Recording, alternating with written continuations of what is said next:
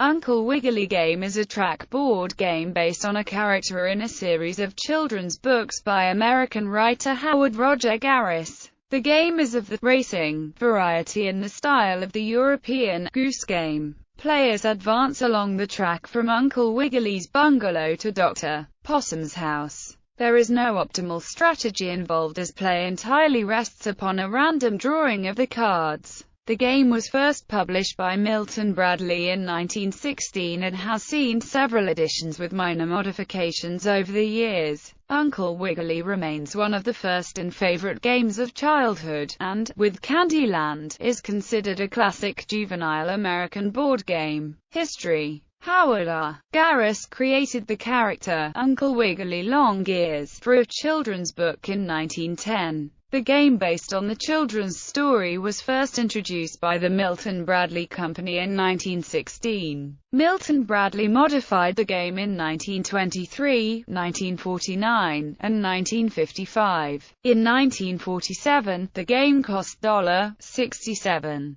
Parker Brothers obtained the rights to Uncle Wiggily in 1967. However, in 1989 both Milton Bradley Company and Parker Brothers reintroduced different versions of the same game. Hasbro now owns both the Parker Brothers and Milton Bradley rights. The game is currently published by Winning Moves. The number of spaces on the track, the number of decks of cards, and the number of cards have all fluctuated through the years with the various editions published. The game board has been illustrated several times. The counters have been produced in both painted wood and colored plastic figurines of Uncle Wiggily. The board game in the 50s had 6 painted metal counters. Play. The folding center-seamed game board illustrated with characters and scenes from the books is open and placed upon a flat surface. The 2 decks of cards are shuffled independently and both placed within reach of the players.